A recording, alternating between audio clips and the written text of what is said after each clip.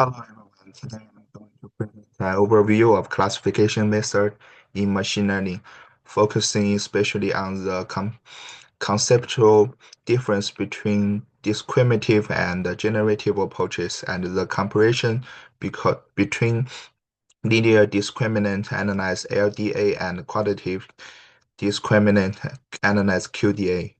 Classification aims to predict a quantitative response variable, usually denoted as y, based on the set of predictors or future x. Our main goal is to find a decision boundary that separates classes as accurately as possible. Broadly speaking, there are two families of models. Discriminative models, which directly estimated how y depends on x, in other words, PYX. Generative models, which instead models how the data is generated, that is PYX, and then applied bias theorem to compute PYX. Discriminative models such as logic regression and support vector machines learn to directly separate classes without expectative modeling the data distribution. They are powerful when the data structure is complex, but the goal is purely classification. They, their strength is efficiency. Fewer assumptions about the data's probability distribution. However, they may fail to capture the underlying data structure. They tell us where to draw the boundary, but not how the data was generated. Let's take logic regression as an example. It estimates the probability that y equal to 1 given x using a single mode function. The decision boundary is linear and the coefficients are estimated using maximal likelihood. If the logic odds relationship between predictors and outcomes is truly linear, logic regression performs very well. But if the true boundary is nonlinear or the data distribution is multimodal, its assumptions start to break down. The limitation leads us to explore the other side, generative models. Generative models take a different perspective. They model how data is generated from each class by estimating Pxy, the class conditional density, along with the class period Py. Using Bayes' theorem, we can then compute Pyx for classification. Common examples include native Bayes, LDA, and QDA. The models are particularly effective when we can assume the data follows the Gaussian distribution within each class. This approach is more intuitive and often more statistically grounded, though it requires stronger assumption. Naive Bayes is the simplest gradient classifier. It assumes that failures are conditionally independent given the class label, which is rarely true in practice, but surprisingly, the model still works well in many cases. The formula Pxy equal to A equal to product of Pxy equal to K makes the computation very efficient. That's why it's used in text classification and span detections, where the failure dimension is high but independence hold approximately. Now let's move to LDA, a constant of generative classification. LDA assumes that each class data follows a Gaussian distribution with the same confidence matrix. Under this assumption, the log likelihood ratio between class becomes linear in X. That's why LDA's decision boundary is linear. It achieves a good trade-off between bias and variance, especially when the sample size are small and moderated. Its efficiency is stable and often provides surprisingly strong performance even on the complex data. In contrast, QDA relates to LDA's assumption. It allows each class to have its own covariance matrix. This flexibility results in a quadratic dissection boundary. The benefit is that QDA can capture curved or nonlinear spectrum patterns. However, this flexibility comes with a cost, higher variance, and a risk of overfitting when the sample size is small. QDA works best when you have plenty of data and complex boundaries. To summarize, LDA assumes equal covariance across classes, produce linear boundaries, and low variance. QDA assumes distinct covariance per class, produce nonlinear boundaries, and higher variance. This reflects a classic bias-variance trade-off. LDA is simpler and more robust, while QDA is more flexible but data-hungry. Now let's move to a computational exercise comparing these two models. We will consider four subsection questions. When the bias dissection boundary is linear, which performs better, LDA or QDA? On the training and test sets, when the boundary is nonlinear, which model performs better?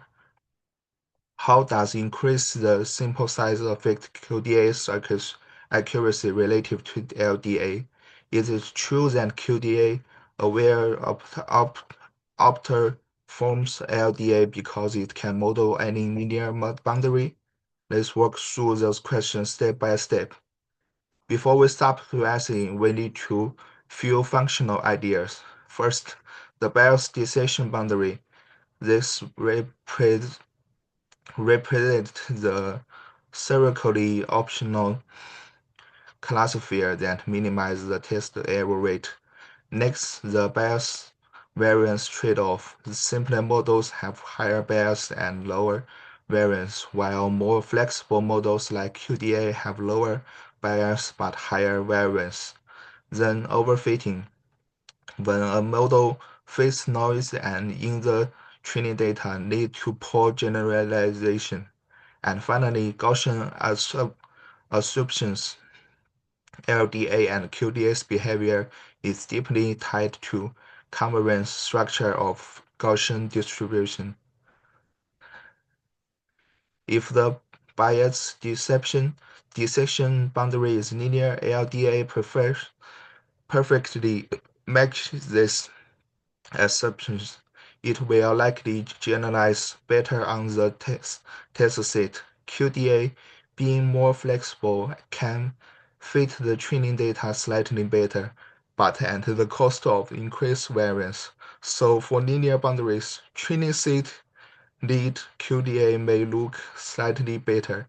Test set lead LDA performs better. When the bias boundary is nonlinear, LDA is limited. It can't present the curvature. QDA, however, captures this complexity and typically performs better both in training and if enough data is available on the test set as well. The key fires is enough data.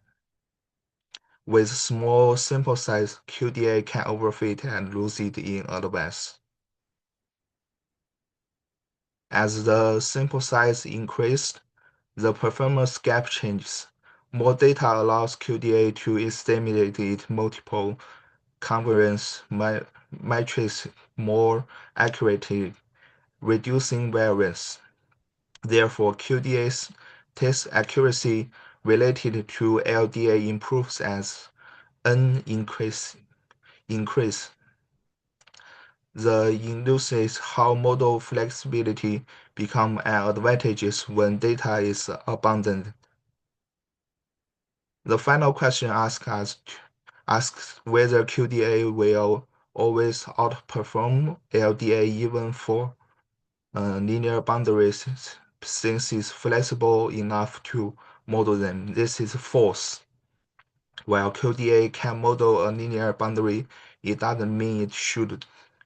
The extra flexibility adds unnecessary variance when the true boundary is already linear. Thus, LDS still achieves superior test performance in such case. All of this ties back to our earlier ideas. The covariance structures of each class determines whether the dissection boundary is linear or curved. The bias variance framework explains why QDA's flexibility helps voting when there is enough data. In summary, equal covariance lead linear boundary lead LDA preferred. Unequal covariance lead nonlinear boundary lead QDA preferred. This relationship shows how the theory guides practical modeling choices. Imagine two Gaussian clouds of data. If their shapes are similar, same covariance, the dividing line between them is strict. If one is stretched or rotated differently, the dividing boundary curves that examine the geometric difference between LDA and QDA. In practice, how do we decide which to use? For small datasets with roughly linear separation, choose LDA. For large datasets and clear curvature boundaries, choose QDA. Using cross-validation to confirm which performs better on your specific data. In some cases, a regularized QDA provides a middle ground between bias and flexibility. The LDA vs QDA comparison is more than a technical distinction. It highlights broader principles. The difference between generative and discriminative learning, LDA and QDA represent generative modeling, which methods like logic regressions present discriminative learning. Understanding both perspectives build a deeper foundation for advanced technique like Gaussian mixture models or Bayesian classifier. Let's summarize key comparisons. For the covariance, LDA is same, QDA is different. For boundary, LDA is linear and QDA is quadratic.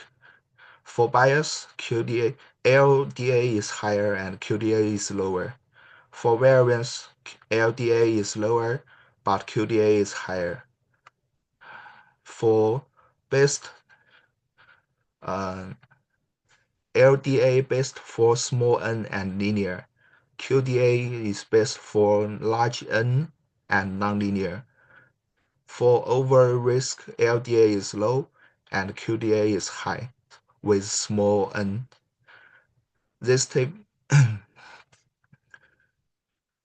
to conclude, LDA and QDA are two fundamental generative models for classification. There differ meaning in their covariance assumptions, which shapes the form of their decision boundaries. LDA is a simple and robust. QDA is flexible but requires more data. The choice depends on the balance between interpreted accuracy and robustness. Unlimitedly, the message of today's talk is deep understanding beats boarding memorization. By grasping the underlying assumption and trade-offs, we can make better data-driven modeling decisions. Thank you.